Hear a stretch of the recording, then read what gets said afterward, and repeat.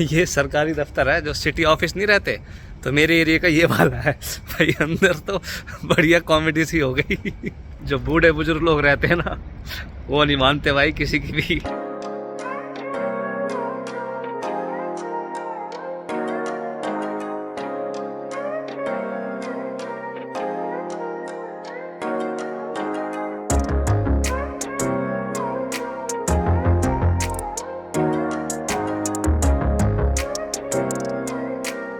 सुबह सुबह उठ के आ गया था मैं यार। सरकारी काम तो ऐसे होते हैं ना, सुबह जल्दी आओ तो फिर लाइन में ज्यादा नहीं लगना पड़ता। तो अब वापस घर जाके नहा धो के खा पी के फिर निकलूंगा। और पता क्या है, पोस्ट ऑफिस भी जाना। मेरे जो गैस का बिल आता है ना, मेरे घर पे गैस का बिल भी आ रहा मेरा, और मेरे पोस्ट ऑफिस वाले अकाउंट से पैसे भी कट रहे हैं यार। और मेरे घर का कॉन्ट्रैक्ट भी खत्म हो गया, वो भी करवाना रिन्यू।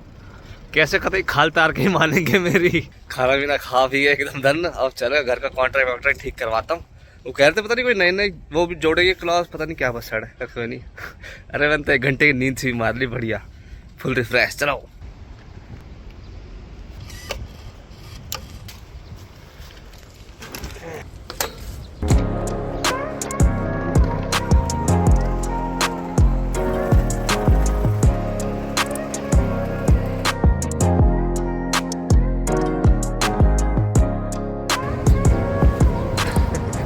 राम राम जी यार, क्या आवाज आ रही है? आ भी रही है कि वैसे ही वक्त कट रहा है? मेरे घर का कॉन्ट्रैक्ट खत्म हो गया ना, तो उसको भी फटाफट से 2 मिनट में जाके 2 मिनट में सेट करके आ जाता हूँ। अब तो सारी चीजें पता ही है, कोई दिक्कत थोड़ी है।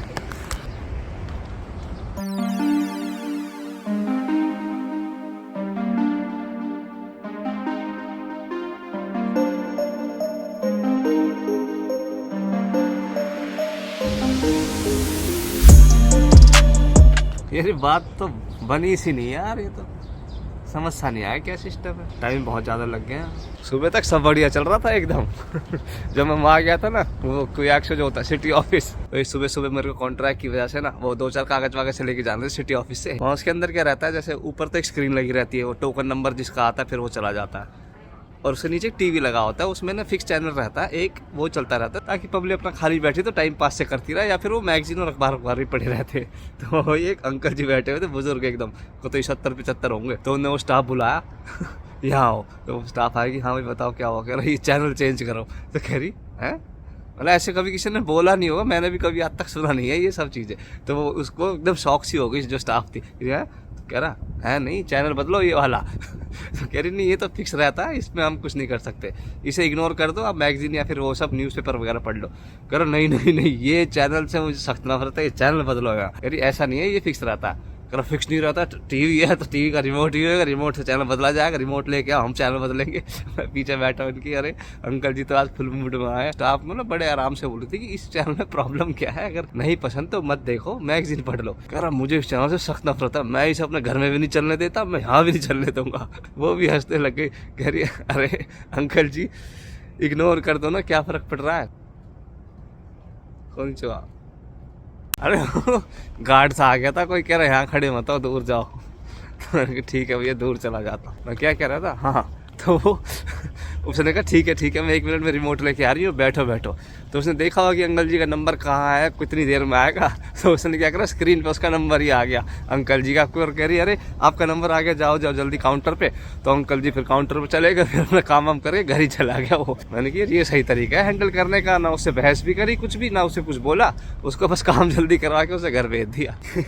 लेकिन सही है यार, आदमी जब इस उम्र में हो जाता है तो कहीं ना कहीं तो अपना मन लगाएगा ही। और हमारे वहाँ तो बड़े बूढ़े ऐसे ना घर के बाहर खाट डाल के बैठ जाते हैं और अपना आते जाते से मजे लेते रहते हैं। बस आज सुबह ना मेरा वही एक काम बना था, उसके बाद मेरा कोई काम नहीं बना। उसके बाद फिर मैं वहाँ गया था ना पोस्ट ऑफिस, वहाँ पर वही यार जो मेरा गैस का बिल है ना, वो उससे मैं वैसे भी जो घर में पर्चा आता है उससे भी भर रहा हूँ और मेरे अकाउंट से भी कट रहा है। तो वही मैंने कहा यार ये तो गलत बात है। वहाँ मैं चेक करवाने गया था, तो वो भी कह रहे कि ठीक है हम चेक करके बताते हैं। तो इस महीने में दोनों ही हो गए। तो मैंने कहा कैंसिल करो ना। ही नहीं यार ये क्या चक्कर है? कह रहे हम चेक करते हैं फिर हम कैंसिल कर देंगे, या फिर आप फिर से एक एप्लीकेशन दोबारा से दे दो कि आपको कौन सा करना फाइनल, और उसमें वो लिख दो कि पिछले वाली मेरी सारी कैंसिल कर दो, इस नई वाली एप्लीकेशन पे काम किया जाए। तो वो तो मैंने दे दी, अब 1-2 दिन लगेंगे उसमें, फिर वो हो जाएगा। और उसके बाद फिर हाँ ये मेरा घर का काम यार, कॉन्ट्रैक्ट। जैसे जापान में क्या होता है, जब भी कोई अपार्टमेंट वगैरह लेते हैं ना, तो उसमें पहले शुरू में डिपॉजिट वगैरह भरना पड़ता है खूब। तो पर जो मेरा अपार्टमेंट है ना, यूआर अपार्टमेंट्स बोलते हैं इसको, जिसमें ना शुरू के वो वाले पैसे नहीं देने पड़ते, सिर्फ किराया भरना होता है। तो मैंने वैसे ही लिया था। उसमें क्या था, मेरा जो कॉन्ट्रैक्ट था 3 साल तक के लिए वो घर मिलेगा, तुम्हें कोई डिपॉजिट वगैरह कुछ नहीं देना शुरू में, सिर्फ किराया भरो। 1.5 साल जब पूरे हो जाएंगे उसके बाद तुम डिपॉजिट देना, 2 महीने किराया इकट्ठा देना पड़ेगा, और उसके बाद 3 साल का कॉन्ट्रैक्ट। अभी शुरू में पैसे देने के लिए उस टाइम पे थे नहीं, तो इनकी हाँ ये सही है, सिर्फ रेंट भरो और अपना शिफ्ट हो जाओ। फिर 3 साल के बाद मेरा खत्म हो गया था, फिर मैंने दोबारा रिन्यू कराया, तो उसमें क्या था कि किराया थोड़ा सा बढ़ जाएगा, और उसके 1.5 साल के बाद फिर से तुम्हें 2 महीने का किराया देना पड़ेगा, 3 साल का कॉन्ट्रैक्ट होगा। अब मेरा वो 3 वाला भी पूरा हो गया। अब ये कह रहे हैं कि फिर से कॉन्ट्रैक्ट अगर रिन्यू होगा ना तो किराया फिर से बढ़ेगा। तो पहले बढ़ा था, पहले मेरा था 60,000, अब फिर हो गया था 63,000 येन, अब सीधा हो जाएगा 70,000 येन। या फिर कॉन्ट्रैक्ट खत्म हो जाएगा मेरा जुलाई में, या फिर कॉन्ट्रैक्ट खत्म करो और कहीं और शिफ्ट हो जाओ। तो उससे मैंने बोला कि अगर ये जो कंपनी है इसी का अगर मैं कोई दूसरा अपार्टमेंट लेता हूँ तो फिर वो शुरू वाला कॉन्ट्रैक्ट, पहला वाला कॉन्ट्रैक्ट को तो वैसे ही चल जाएगा। कह रहे हाँ, अगर तुम यहाँ से शिफ्ट कर जाते हो, किसी और जगह रहते हो ना सेम कंपनी के अपार्टमेंट में, तब वही वाला सीन हो जाएगा कि अपना महीने का किराया दो और 1.5 साल बाद वो 2 महीने का किराया डिपॉजिट भरना पड़ेगा और 3 साल का कॉन्ट्रैक्ट होगा। तो मैंने उनको बोला कि ठीक है भाई, दूसरी जगह पर अगर शिफ्ट जहाँ पे होते हैं वहाँ पर कौन कौन से ऑप्शन है, क्या क्या है, मेरे घर से कितनी दूर है, कहाँ का जगह है, वो दिखा दो। तो फिर वो कह रहे हैं आप ठीक है कल आ जाना, कल हम आपको दिखा देते क्या कैसे ऑप्शन है। तो अब कल मेरे को फिर जाना पड़ेगा। जो गैस के पैसे फालतू कटे वो तो खैर मिल जाएंगे 1-2 दिन में ही, उतना तो पता है। तो अब घर शिफ्ट करूंगा या फिर यहीं रहूंगा, किराया ज़्यादा दूंगा, वो देखना है कैसे होगा। अंधेरा सा हो गया यार, इतने में ही बताओ। घर चलो, बढ़िया भूख लग रही है, अपना घर जाके कुछ रोटी पानी बना लेंगे। अपना वो देखता हूँ यहाँ पर साइकिल खड़ी है कि नहीं खड़ी हो किराए वाली, वो लेके फिर घर निकलता हूँ। हाँ खड़ी है उधर, साइकिल किराए की, घर किराए का, सारी ज़िंदगी किराए की हो चुकी है, बताओ।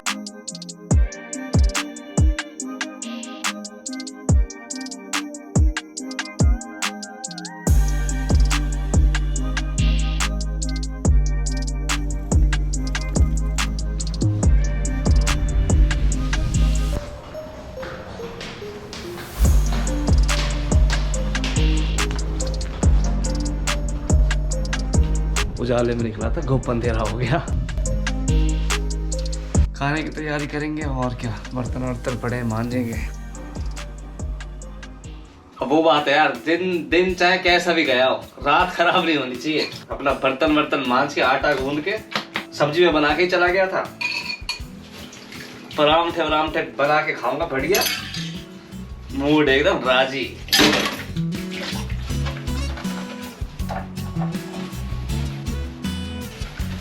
इंसान के जीवन से परेशानियां और ये गंदे बर्तन, ये मुझे नहीं लगता कभी खत्म होते होंगे। पहला सिस्टम ठीक था यार, पत्तल वत्तल पे खाओ, खा के फेंक दो, कलेश खत्म।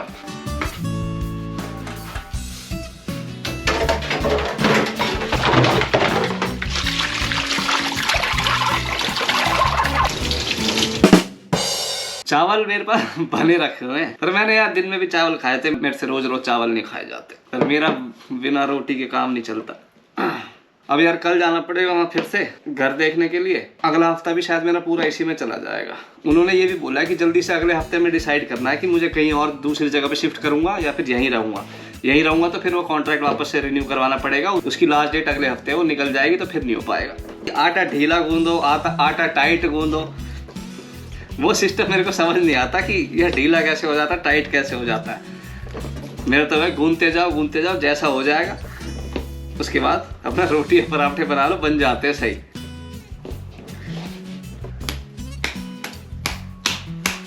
तैयार, बच गया, अभी हो जाता काम।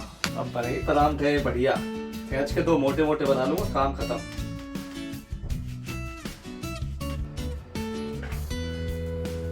मुझे ना बहुत लोग बोलते हैं यार कि जापान में रह के जापानी खाना नहीं खाता, बड़ा पागल है।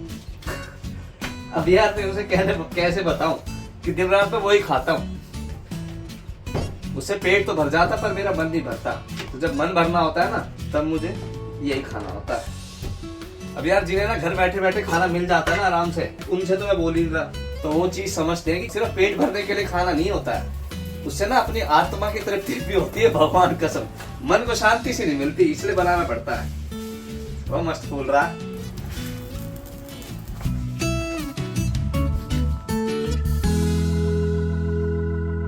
अब आएगा स्वाद सा।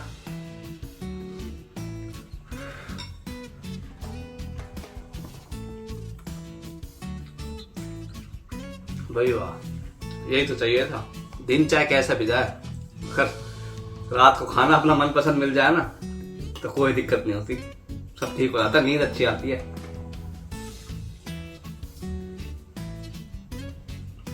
भाई गजब, हाँ हाँ हाँ, लाइव बन गई, खाता हूँ ना। एनीवेज, जिन्होंने भी चैनल को सब्सक्राइब कर रखा है ना, भाई भगवान कसम कलेजे तो थैंक यू है यार, सच में। और जो नहीं कर रखा आराम से कर लीजिए, कभी भी बाद में कोई आफत ना आ रही है। अच्छा जी, फिर मिलेंगे, राम राम।